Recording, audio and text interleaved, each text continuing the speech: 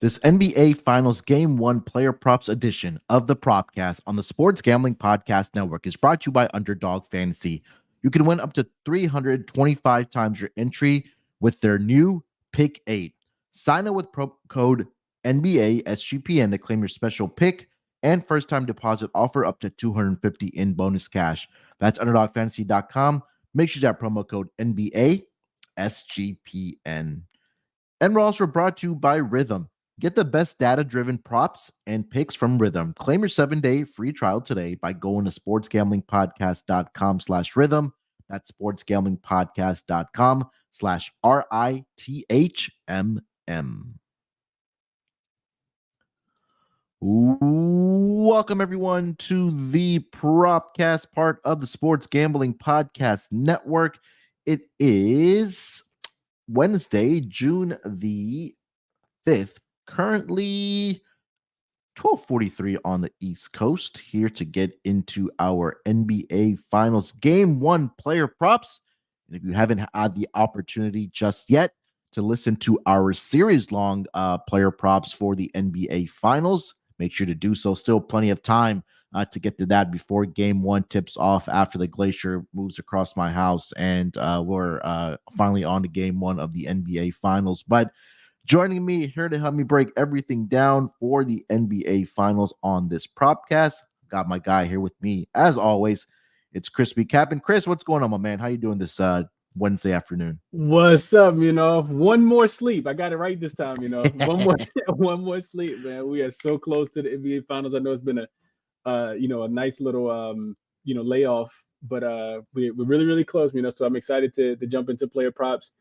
We actually got more lines available. I'm pretty sure you saw some markets over on DraftKings as well. It's a lot that we could choose from as far as these individual props.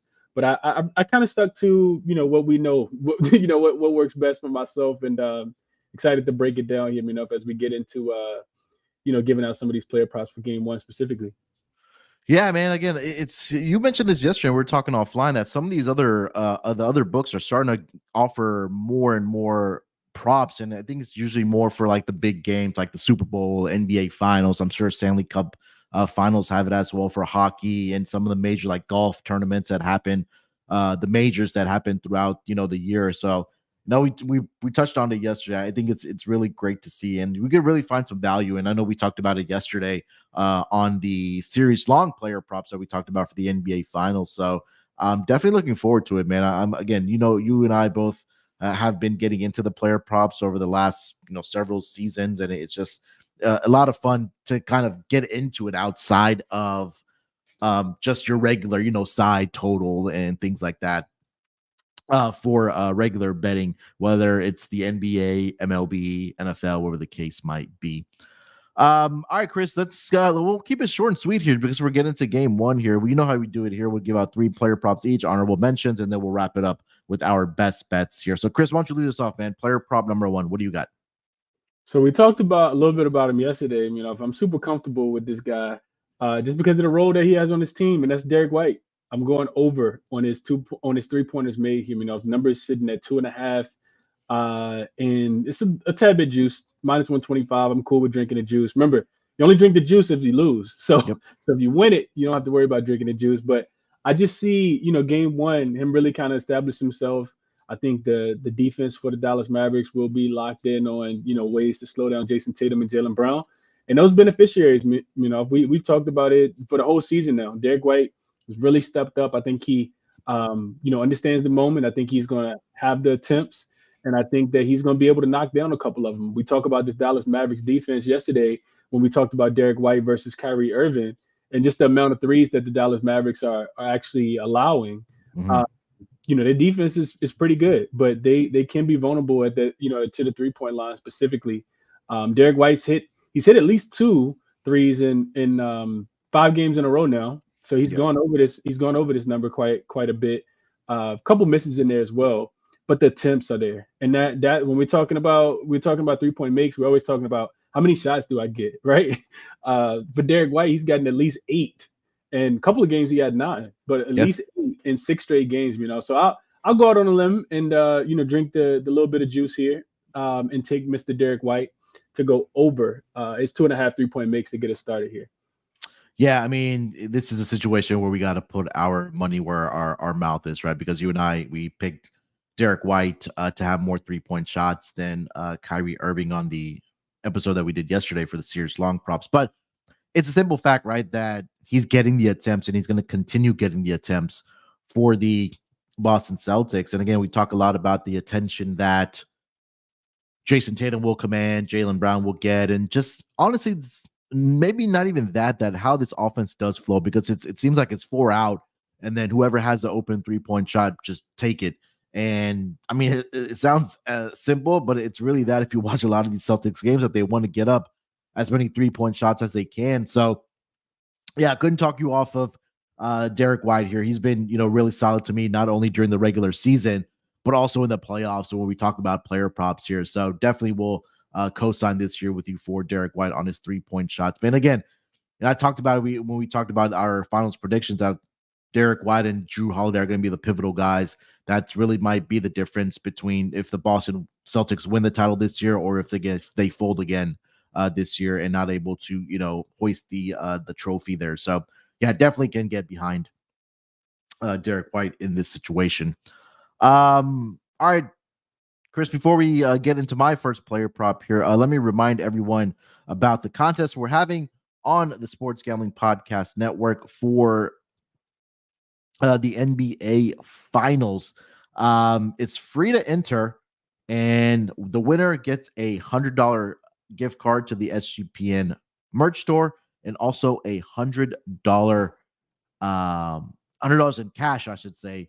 It's a prop contest. Just go to sportsgamblingpodcast.com/NBA finals to enter. Again, absolutely free. That's sportsgamblingpodcast.com/NBA finals. All right, Chris, let me give you my first player prop here. And I'm going to say on the Boston Celtics side. And it's been a player that's had a lot of success against this Dallas Mavericks team throughout his career. And I think this is the opportunity for Jason Tatum to come out and make a statement, right? Didn't win the Eastern Conference Finals MVP. I think rightfully so, right? I think Jaylen Brown was just that much better. It may not show up when we talk about points per game, assists, and rebounds, because I think that Jason Tatum led the Celtics in all three of those categories. But if you watched each and every game, I think Jaylen Brown was a little bit more impactful for the Boston Celtics. But I'm looking at Jason Tatum's points and rebounds to go over the number of 36.5 here, Chris. And I do, number one, expect him and the Celtics to come out here and make a statement in game 1 of the NBA Finals. So let's go back to the regular season, just this season alone against the Dallas Mavericks. He averaged 35.5 points and 9.5 rebounds per game against the Dallas Mavericks in that spot. And over the last 6 head-to-head meetings against the Mavericks during the regular season, he's averaging 31.7 points per game and 11.3 rebounds. And he's recorded a double-double in 5 of the last 6 games, where he scored at least 30 points as well in 5 of those last 6 games against the Mavericks head-to-head during the regular season. Let's look at the last 5 playoff games this postseason for Jason Tatum. He's averaging 29.2 points per game, 10.2 rebounds per game, and he's recorded a double-digit rebounds in all 3 game 1s of this postseason. So we talk about, number one, a lot of times the minutes. We know that's going to be there for Jason Tatum. We know the shot volume is going to be there. And like I mentioned, maybe there's a little bit of an extra motivation for him, excuse me, to come out and make a statement, because he didn't get the Eastern Conference Finals MVP. Maybe not a big deal to him, but this is the moment where, I think we mentioned this yesterday as well, Chris, is that this is the opportunity for Jason Tatum to solidify himself as a top player in this league. Some people have him in their top 5. Some people have him top 7. Some people have him top 10. Some people don't even have him in the top 10. But I think this is the opportunity. I think Jason Tatum will rise to the occasion. I think he's going to have a great great game 1. So I'm looking at points and rebounds over 36.5 for Jason Tatum in game 1 here, Chris. Yeah, I love this, I love it. And the reason why is because the first thing I thought about when I think about Tatum in the series is the same thing. We kind of mentioned it a little bit yesterday when we talked about, I talked about the interview that he did with Malika Andrews, and he talked about being in a pretty bad space after not winning. It's crazy, just the total side note, but it's crazy to think that Tatum has so many expectations on him to win a championship at such a young age. Understanding that if he is able to win a championship this year, either him or Luka, regardless, one of them will walk away with a championship, and they're going to do it before a lot of other greats did. I think this is year 6 for Luka, and year 7 for Tatum. Like these guys, Tatum is 25. You're not supposed to win championships at 25. So, wow. I think he has that, that pressure on himself as well. And that's what I think about him. You've gotten yourself back to a place that, really, you kind of coasted throughout the season. So I think that they take this very, very serious. The Boston Celtics do. And they don't have the greatest matchup over there for Tatum, because we know he can make the really difficult shots similar to the ones Luka can make. So love this number. Love that you combined it, Munaf. I think it's the perfect segue to my second player prop, which is just rebounds. I like his rebounds over 9.5. You can get that at -120. Best number I see is on Bet365 right now. But we've talked about this. We talked about this with him, the average 9.5, average over 9.9 for the series. The finals will be about defense. I think it is going to be a lot of really good opportunities for him to be able to rebound the basketball. Porzingis coming back, I think we'll be putting that pick and roll just a tad bit.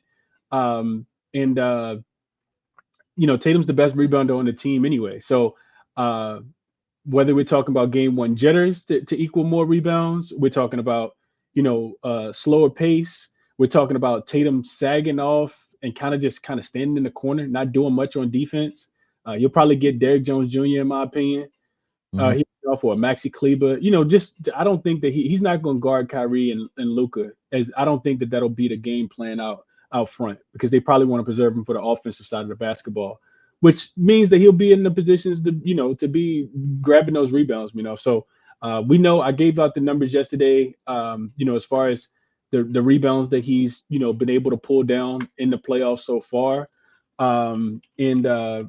Yeah, I think Tatum goes over the 9.5. He has back-to-back double-digit rebound games against the Pacers, but he's also over in 6 of his last 7 as well, and then also 9 of his last 13. 9 of his last 12. So I'll take those numbers with how I'm predicting the game to go. Aligned to Jason Tatum to go over these 9.5 rebounds. So I'll play that one comfortably here. I like Tatum. I know you like his points plus rebounds, but I'll take his rebounds specifically over the 9.5 here. Yeah, I mean, it just makes sense for everything that you mentioned and the handicap that I gave for his points and rebounds. And again, we talked about how a lot of time I feel like Jason Tatum's defensive abilities and his rebounding is not talked about enough, because a lot of the time the conversation is about his offense and his 3-point shooting and his ability, and sometimes inability to get to the basket. But the one of the more underrated parts about his game has been how great he can rebound the basketball. And again, for this Boston Celtics team, they don't have that true big man that cleans up the boards. I think last time was a guy like Time Lord Robert Williams, when they did have him before they traded him away. Al Horford, again, another guy that doesn't really fit that mold, at least in this offensive system for the Boston Celtics. So I think, Jason Tatum is that guy when it comes to rebounding us, for this team, for the Boston Celtics. So I'm glad you're on this one. So it just makes me feel even better about my points and rebounds for Jason Tatum. All right, Chris, before we do get over to our next round of player props, let me tell everyone about Underdog Fantasy. Hey, if you weren't paying attention and if you're not following Underdog Fantasy, they just dropped a brand new Pick 8, which is now live for the NBA Finals. So what is Pick 8? You create your entries with up to 8 picks, and Underdog will automatically double flex entries, so you can miss up to 2 picks and still win your entry. With more picks to make and extra ways to win, the excitement is higher than ever. The best part, you could win up to 325 times your original amount. That's right, 325 times your original amount. And you can now use specials and boosts on all flex entries. I'm going to have Jason Tatum in my entry for Underdog Fantasy for the pick 8 because both Chris and I like Jason Tatum in game 1 and frankly throughout the series. So he's going to be part of my entry for the pick 8. So don't miss your chance to try it out before it is gone. Again, sign up with promo code NBA SGPN to claim your special pick plus your first deposit bonus offer up to $250 in bonus cash. That's UnderdogFantasy.com. Make sure that promo code NBA SGPN. All right, Chris, let's get over to player prop number 2 for myself. And, we talked about Porzingis returning for the Boston Celtics, but not exactly sure what it's going to look like for him, right? Is he going to be starting? Is he coming off the bench? His first game back in well over a month, so the conditioning is still going to be something that he has to get up to.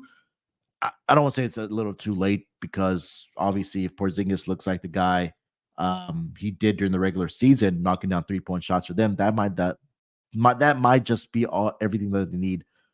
But I don't want to back his player props, at least in game 1. I kind of want to see and wait and see approach for him. So I'm pivoting to his quote unquote backup or the other big man, which is Al Horford.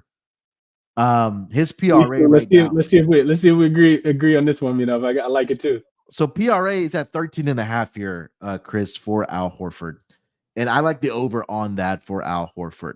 Number one, you take a look at what he's done in the regular season against this Dallas Mavericks team in particular, and I have the numbers here in front of me for Al Horford. So, let's go. Let's talk about this postseason more recently first, before we get to the season-long stuff for Al Horford. So the Celtics have played in 14 playoff games here, Chris. Al Horford has gone over this projection of 13.5 in every single one of the games except for one, which was, I believe it was game 3 against the Cavs, where he had his by far the worst shooting night of the playoffs, where he's just 1 of 7 from the floor and 0 of 6 from beyond the arc. I know the rebounds and assists are going to be there for a guy like Al Horford in this game and throughout this series. It's just about him knocking down a couple of shots for me or even free throws for a guy like Al Horford. And you take a look at what he's done in his career against the Dallas Mavericks since he joined the Boston Celtics. And I'm not sure if it's just a matchup advantage thing for him or that he just gets up to play against this Dallas Mavericks team. But you take a look at the numbers just purely since the 2021 season for Al Horford. He's averaging 13.4 points, 6.3 rebounds, and 2.6 assists in 8 games since the 2021 season. Let's trim that down to since he joined the Boston Celtics. He's averaging 12.7 points, 6.2 rebounds, and 3 assists per game. There's only one game back in January of 2023 where he only had 8 points, but he did have 8 rebounds in this game. So this number is really conservative to me here, Chris. Even if he ends up playing 25 minutes, something in that neighborhood, maybe 25 to 30 minutes, I still think that he's going to get over this number. I think this number is really short for a guy like Al Horford. So PRA, Al Horford, over 13.5 here, Chris. That's an interesting look. If it was on my short list, I didn't bet it. And I wanted to talk it out with you when we get to honorable mentions, but I'll do it right now. I think that that's a really, really good look because, like you mentioned, we have no idea what Porzingis is going to look like. Porzingis has only played in 4 games so far in the playoffs, so he's missed the last 10. And we got to remember the Celtics series have not been long, so it's a lot of days of rest in there between as well. Sounds like his conditioning and his scrimmaging has gone well, but you can't really replicate game time, especially against a champion on a team that's going to try to take you out on the opposite side. So that to me does make me worry about Porzingis. I actually considered, and this is what I had on my short list, taking Al Horford rebounds to go under. So the number was at 6.5, but now it's dropped. It was at 6.5 this morning when I was, getting ready for the show. Now I see the numbers dropped all the way down to 5.5, and money is continuing to steam down on the under here. I see it all the way, minus 138. So I don't want to drink that much juice anyway. But I just think about Porzingis being back and how that could, impact Al Horford specifically not being able to get rebounds. When I think about, not being out there, if I think about how that impacts, in my opinion, is more so on the offensive end. I think you still be able to rebound, you still can play defense. You may be a little tired, but I think you're going to give it all you have, and it might not show up on the offensive side of the basketball. So when I think about Al Horford, we may have mentioned this as well. I think about him being pulled up in the drop coverage, right? Yep. He's not going to be able to drop against Kyrie and Luka. They're going to look for that. So with him coming up, knowing that Jason Kidd is going to try to get that action as much as he possibly can, that takes away from the rebound opportunities from somebody like Al Horford.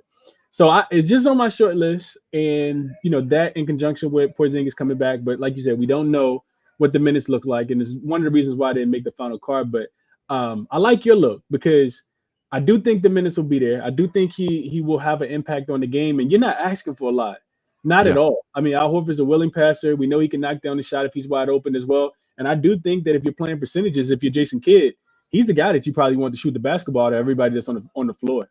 So a bunch of opportunities. It feels like when he is out there. I would agree. I thought that I didn't even check to see what the PRA line is, but that does seem a tad bit too low for me. Yeah, and again, it's just the fact that I want to take advantage of it in game one before I know what Kristaps Porzingis is going to look like. So again, this number is just really, really conservative, and I think that is maybe a over adjustment for a guy like Al Horford with Porzingis coming back. So no, it could backfire, and he does have a really bad game, or he gets his done within just points and assists alone. I think the one consistent thing I have about Al Horford, and because of how Boston has their offense, is that those assist opportunities are going to be there for him as well. And I know those, and maybe Dallas drops in coverage on the defensive side on Horford, and he gives them the shots. They give him the shots, and maybe he can knock down a couple and just gets us over the numbers. So yeah, again, a buy low situation, and definitely something we'll keep an eye on, because we talked about this yesterday. Just everything just hinges so much on what Porzingis is going to look like for this Dallas Mavericks team. All right, let's get over to round 3 of our player props. Chris, here, what do you got? All right, so we are going to let's just talk about Porzingis. I actually I kind of segue into this one, but I like Porzingis steals plus blocks. The number is 2.5, and you can get it at plus money. I thought that was pretty. That was enough to make me like it as well. I see a plus 102. I think that number is available on DraftKings.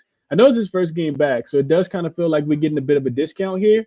I also think from a psychological perspective, there's a lot of motivation. We got a guy going against his former team with something to prove. He also probably feels like he has something to prove to his Boston teammates as well, just because, he hasn't been available for the 14 games, outside of the 4 that he has played. In the three of the 4 games that he has played in the playoffs, he's already went over this number and crushed it in a couple games as well. So I love that we get it at plus money. I think, just looking at his impact on the game, some of those lobs that Kyrie and Luka like to throw to Daniel Gafford and, Derek Lively, breakups there and just protecting the rim. I mean, the guy, they call him the unicorn for a reason. He's out there, he's 7'5", he's tall. He doesn't really have to, jump too high to block your shot. So as long as the conditioning is there, I don't think that the effort will be missing at all. And this one to me also feels like, just kind of piggybacking off what you said with Al Horford in the last one, this one to me also feels like we're getting a bit of a discount. But I don't expect to get this at plus money if we see Porzingis have a 3-block game or 2 blocks and a steal. I think that we get this at maybe even, probably not even. We'd probably be having to lay a couple cent in game number 2. So I like Porzingis to go over his 2.5 steals plus blocks here. Yeah, couldn't talk you off. You talked about that. I think as the series obviously goes along, we see the adjustments made by both teams, and I think that maybe game 1 is a little bit more loose before the screws tighten up starting in game 2. But Porzingis has been a guy that can get his hands on a few of the basketballs, get those deflections, and again, like you mentioned, that this is going to be a game where he probably wants to prove something to his former team and also to his team in general. I mean, you just take a look at what he's done against his Mavericks team throughout his career. It's been very, very, I don't say exciting to see, but it's telling what jumps off the page where he's averaging 23.7 points. But in all 6 career meetings against the Dallas Mavericks, he's recorded at least 1 block in every single one of those games. Now we're just asking him to get a couple steals or even just get 2 blocks for us. So yeah, couldn't talk you off. Especially with the way Luka and Kyrie do attack the basket, and like you mentioned, the drop coverage or the lobs that he can get his hands on for Porzingis. So yeah, definitely can get behind this one for sure. All right, for my last player prop here, Chris, a couple of different ways I wanted to go here. I'll save a couple for the honorable mentions section, but I think that it's either Derek Lively rebounds or it's either Derek Jones Jr. rebounds, and I think I'm more interested in Derek Lively at 6.5. Now this number is a little bit juiced. I see it all the way up to -148 on DraftKings right now, so probably again on the move to 7.5. At some plus odds or even around even money, but talk a lot of times that this Boston Celtics team doesn't really have that true big man, and a lot of centers have had success rebounding the basketball against the Boston Celtics. And you just take a look at just watching Derek Lively throughout these playoffs, Chris, that he's like really grown into his role for this Dallas Mavericks team. Just in the playoffs overall, he's averaging 7.2 rebounds per game. But if you take a look over the last 5 games where he had to battle against guys like Rudy Gobert, Karl-Anthony Towns, Jaden McDaniels, a team that has length, the last 5 games, he averaged 9.2 rebounds per contest. And we're going to see a bump up in minutes for him. In the 2 games against the Boston Celtics this season, he averaged 6 rebounds. He had 1 game where he had 8, 1 game where he had 4 in 24 minutes on average. But I do expect his minutes to be in the neighborhood of 25 to 30 minutes per game. And again, for a team that likes to jack up a lot of 3-point shots and have games where they don't look good from beyond the arc, but just pure volume of what Boston Celtics do shoot, those rebounding opportunities are definitely going to be there for Derek Lively throughout this series. So 6.5, if you're willing to lay the juice, or 7.5, I'm comfortable with that as well. I think there's a good opportunity for Derek Lively on his rebounds here, Chris. Yeah, I see Bill put it in the chat. Said, asks us what we think about Lively points plus rebounds at 16.5. And yeah, if you think the lobs are going to be there for him, then absolutely, no way I could talk you off at all. If I think you're right on point with that one. It still kind of feels like they're being underestimated. And you hear Daniel Gafford. You talking about Derek Lively, Derek Lively, yeah. Him, Daniel Gafford, both of those guys, just kind of talk about being the underdog in the in the role that the whole team is in, and kind of embracing that. I think with the great leadership that they have with Luka, and Kyrie, of course, they're gonna have the guys ready, man. You expect them to have an impact on the game, specifically Derek Lively with what he's been able to do throughout his rookie season. I was not as high on Derek Lively as he's been so far. I did not see this coming. But he has a tremendous impact, and just a guy you root for that works really hard. So, I think he could go over the rebound prop here, so especially if we're expecting a little bit of, defense. These are 2 really good defensive teams, so that's why you kind of want to target these rebound props. So, no way I could talk you over that one. Love it. All right, Chris, before we do get to honorable mentions here, let me tell everyone about the newest sponsor over on the Sports Gambling Podcast Network, and that's going to be Rhythm. Hey, Rhythm goes right hand in hand. It's a perfect sponsor for the Propcast, because if you're betting NBA player props, you're listening to this podcast for a reason, and that's where Rhythm comes in. Rhythm gives you a menu of the best player props for every single NBA playoff game, making it easy to go through and find the best props to put your money on in seconds.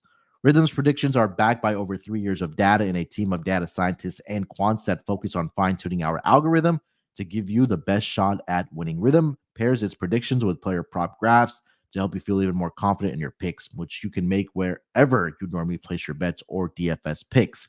From superstars to bench players, Rhythm finds the best player prop lines, all backed by AI data, without you needing to endlessly scroll through a sportsbook. Rhythm allows you to create your own custom NBA model so you can get AI-backed money line, spread, and total picks for every playoff game. Claim your 7-day free trial by going to sportsgamblingpodcast.com/rhythm. That's sportsgamblingpodcast.com/RITHMM. Again, that's sportsgamblingpodcast.com/rhythm. And we're also brought to you by Naira. Bet the Belmont Stakes at Saratoga with Naira Bets. Join now to claim your $25 free bet and a $200 deposit bonus in time for the Belmont Stakes at nairabets.com/SGPN25. If you need an extra boost, bet the Penn Mile with the bonus. Earn $10 win or lose when you bet at least 100 at Penn National on Friday. Visit nyrabets.com to opt in. That's not all. Get $10 win or lose when you opt in and bet at least $100 on Monmouth Park on Saturday. On Sunday, it's your chance to win big at Monmouth Park. Grab a share of $2,500 when you hit your last two trifectas. Just opt in at nairabets.com and get ready to cash in on the excitement. The winning streak continues. Score another $20 win or lose when you bet at least 100 at Assenboa Downs on Monday. And remember to get your $25 free bet and $200 bonus bet for the Belmont Stakes. Go to nairabets.com/SGPN25. Again, that's nyrabets.com/SGPN25. All right, Chris, let's get into our honorable mentions here. I'll let you lead off, man. What do you got for honorable mentions? So when we just talked about Al Horford, like I said, the number dropped just a tad bit too low for me, and I don't like that you're not on the opposite side of him, but I do like your look on Al Horford. So I think that's enough to keep me off Al Horford to go under his 5.5 rebounds. So I'll stay away from that one, especially with the number dropping. Derek Lively, Daniel Gafford, 2 blocks. You can get that. I don't think I had looked at the odds. Daniel Gafford to go over 1.5 blocks is a plus 144 right now. And that to me feels like some juice that I would like to like to have here. I'm looking at Gafford in the playoffs. I mean, if he has significant games, I remember him. Games where he's did some really good work. With the protecting the rim out there for his team. A 3-block game, a 3-block game, a 5-block game, just in his last 4 games. So. He also has he had a 3-block game against the Oklahoma City Thunder as well, and a 5-block game against the Oklahoma City Thunder, a 3-block game against the Clippers in here as well. So, at plus 144, boy, I think that's worth the swing. And that was the biggest one that really stood out to me was good old Daniel Gafford coming over from Washington, blocking shots and protecting the rim for his new team. Yeah, and again, the part that made me and I looked at the blocks market as well. The part that makes me nervous about this Celtics team and defenders for especially the interior guys and Lively and Jones that we talked about is that the Celtics don't really attack the basket for those guys that have the opportunity to get those blocks. Like if they close out on 3-point shots and then get those blocks that way, yeah, of course I see it happening. But until I see this, either it's Jaylen Brown or it's Jason Tatum attacking the basket, that one was just keeping me up because this was one of the things I first pivoted to as well, was looking at the defensive market, whether it was steals, whether it was blocks, because like you mentioned at the top of the episode, that it's going to be a defensive type of series, between these two squads. So, I mean, at the odds, what it is right now, you definitely want to, get there at the run plus 140, plus 145 mark for Daniel Gafford. Because like you mentioned, he's had games where he's had 3 or more blocks. He had a game in there where he had 5 blocks as well. So I think the value is definitely there on the over for sure for Daniel Gafford. Couple I'll mention here. We talked about Drew Holiday as an assist that I do like. His number was at 4.5. I wanted to get there with Drew Holiday. It's just the kind of the inconsistencies, at least for Drew Holiday, is what makes me nervous about him, because there was a game where he had 8 assists, a game where he had 10 assists, and then the last 2 games against the Pacers, he combined for 5 assists. That was one I was considering for Drew Holiday. And the other one, which I thought was a little bit low, and I don't know if it's bait. Maybe you can help me talk me through this one, Chris. For Luka's assists and rebounds, it's at 17.5. Both of the games that he played against the Celtics during the regular season, he recorded a triple-double. So obviously he got over that number of 17.5. And we saw what he was able to do against the Minnesota Timberwolves in that series as well in the Western Conference Finals. So if they take him away offensively and they don't try to double team him, Luka's a guy that can still impact the games in other ways, right? With getting assists and getting rebounds, because we know if you're watching the guy play, I don't want to say he's purposely like planting himself under the basket, but he finds his way to getting those rebounds. Does Luka. So those are the couple ones I was considering. Luka over 17.5 rebounds and assists, and then Drew Holiday over on his assist at 4.5. Yeah, the Drew Holiday look, like you said, definitely aligns with the series long play. So no way I Yeah. could talk you off of that. Just thinking that, he is a guy that has the playoff experience. He has a championship already, something that a lot of players on the Boston Celtics can't. So you just expect him to be super composed. We always talk about him kind of finding, putting his guys in the right spots and, running that offense when they get a little, 3-point reliant, getting guys in and running different sets for them in order for them to be successful. So yeah, that one makes a ton of sense to me. Thinking of Drew, and then the other thing is, if he has a great, assist game, facilitate a great facilitating game, this line potentially goes up to 5.5 a game too. So Yeah. like that you're getting in on this one early. Yep. All right. You have any more honorable mentions before we get to best bets? The Luka one to me, if is interesting because I'm just curious what defensive schemes do we see Joe Mazzulla run? I Yeah. was watching a little bit of the LeBron James and JJ Redick podcast, Mind the Game, and they talked about how the most effective coverage for Luka in the playoffs so far has been the blitz, where you get the ball out of his hands, right? So of course, you drop coverage if you want, he's going to shoot the three. You double if you want, and I'm sorry, you go under the screen and he's going to shoot the three. You switch it, and he's going to attack the big as well. So yeah, I think that if you think Joe Mazzulla is going to, and I'm interested in your thoughts on this, before we wrap up. How do you think that Joe Mazzulla is going? Like, what defensive schemes do you think we're going to see versus Luka? I mean, nothing has really been successful so far. You think they blitz him and get the ball out of their hands and make the others try to beat him like a PJ Washington, or they just play him one-on-one because they do have 4 really good perimeter defenders? I think my strategy initially would be to double team him and get the ball out of his hands and make somebody else beat me, whether that's Kyrie. And I think that would be effective more in game one because there's going to be that rust.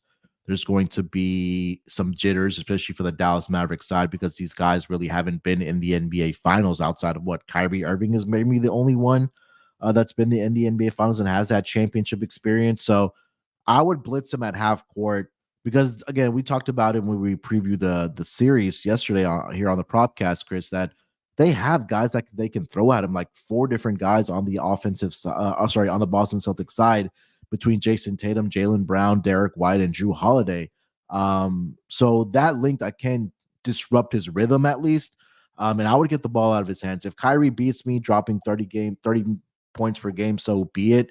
But I want to see somebody else, torch me, whether that's PJ Washington knocking down 3-point shots, whether it's Derek Jones Jr., guys coming off of the bench. I think that would be my strategy, at least early on, because I feel like to start this game, there's going to be rust, I think, for both teams. And again, jitters as well. I think that might be the opportunity where Boston Celtics at home want to come out of the gate, where they've looked really great in game ones in particular. That would be my strategy. Blitz them. If that doesn't work, then you kind of pivot off of something else and go to plan B or plan C, wherever you do have for Luka. Yeah, makes a ton of sense. And I think player props just align with however you kind of see the script going. Yeah. So it sounds like that rebounds and assists look would be on par with how you see the game kind of going. And of course, if they're gonna guard them, one-on-one, then you just want to take Luka points prop over. I think it's 30.5. So yeah. All right. So those are honorable mentions for game one, at least. All right, Chris, let's close it out here with our best bets for game one of the NBA Finals. I'll give you the floor here first, man. What's your best bet? Yeah, we're going to Mr. Prove It himself, Mr. Jason Tatum. Lot to prove here. Over on his rebound prop 9.5. Just thinking Boston, well rested, super motivated off being here a couple years ago. Tatum's by far their best rebounder. And you're not laying too much juice here. Just 20 cent. I'll lay the 20 cent and take Jason Tatum over his 9.5 rebounds. Like I said, on defense as well, I don't think that he's going to be guarding Kyrie. I don't think that he's going to be guarding Luka. I think he'll be sagging off, somewhere a guy like Derrick Jones Jr., make sure he doesn't get the ball and, shoot it. And if the ball doesn't swing, he'll be cheating over, just going to grab those rebounds.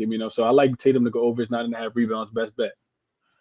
Yeah, I'm right there with you. I'm on Jason Tatum as the best bet as well. Points and rebounds to go over the number of 36.5. And again, everything that you mentioned, that the rebounding side of it, the offensive success he should have in this series. And again, he's been really great against the Mavericks throughout his career.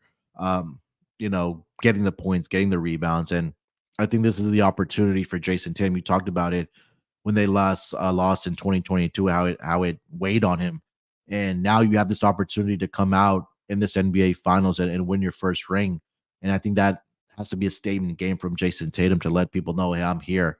I'm ready to deliver this franchise a title, and myself a title, my teammates a title here, and to get us a ring. So I think he's going to have to start and stop with Jason Tatum, at least in game one. And frankly, throughout the series, he's going to have to be that guy. He's going to have to match what Luka does in the series. He's more than capable of doing that, at least scoring the ball and also rebound the basketball as well. So Jason Tatum, best bet for me, points and rebounds over 36.5 for game one of the NBA Finals. All right, that's going to wrap it up for this edition of the Propcast, game one player props. We'll see if we can maybe do a game two player props, kind of go back and look at what we saw in game one on Friday. So maybe, if our schedule permits, we'll go ahead and do that for you guys and get it out to you guys over the weekend before game two tips off on Sunday. Chris, anything else you want to mention, my man, before we get out of here? One more rest, just one more rest, man. Yep. Super excited. One more. Yeah, one man. more rest. Enjoy it, man. Enjoy it as much as you possibly can, because after these next couple weeks, we don't have basketball for a while, so definitely enjoy it. Bet responsibly, like we always say, and best of luck on everybody's action. Yeah, June 20th, I believe, is game 7, if I'm not mistaken, if it gets there. So we only have about a couple weeks left here before we get to the off season of the NBA. But again, enjoy it. We'll be back. I hope on Friday we'll reflect and look back and recap what we saw in game 2, and hopefully give out more player props for reflect what we saw in game 1 and then give out player props for game 2. You guys make sure to follow Chris on Twitter. That's at ChrisBeCappinn with 2 P's and 2 N's. You can follow me there as well at SportsNerd824. More importantly, make sure you guys subscribe not only to the NBA Gambling Podcast YouTube channel, but also the Propcast YouTube channel. We have our own YouTube channel there as well. We'll be firing up NFL content sooner rather than later after the NBA Finals are over. So it's not going to stop here for the Propcast. Appreciate everybody that does tap in with us. And again, don't forget to enter the contest for the NBA Finals. It's a prop contest. It's free to enter. Just go to sportsgamblingpodcast.com/NBA Finals. Winner takes all, $100 in cash and a $100 gift card to the SGPN merch store. All right, we'll talk to you guys later this week. Enjoy game 1. Till then, good luck with your bets. Let's break these books off and let it ride.